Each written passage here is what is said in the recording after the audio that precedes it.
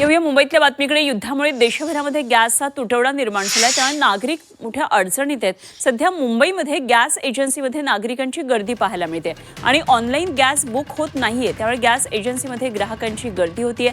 Gas book करण्यासाठी 30 दिवस वाट पाहावी लागणार आहे असं ग्राहकांना सांगितलं जातंय। त्यामुळे ठिकठिकाणी गॅस मिळवण्यासाठी नागरिक आता वणवण भटकत असल्याचं चित्र निर्माण झालंय। तर मुंबईमध्ये काय नेमकी सगळी परिस्थिती आहे याचा आढावा घेतलाय आमच्या प्रतिनिधी सीमा आढे यांनी। इराण इस्रायल या देशांमध्ये सुरू असलेल्या युद्धामुळे भारतामध्ये सुद्धा सर्वसामान्य नागरिकांपर्यंत आता या युद्धाचे चटके बसायला सुरुवात झालेली आहे। गॅसचा तुटवडा देशभरामध्ये जाणवतोय आणि यामुळे सर्वसामान्य नागरिकांना याची मोठी किंमत जी आहे ती मोजावी लागते।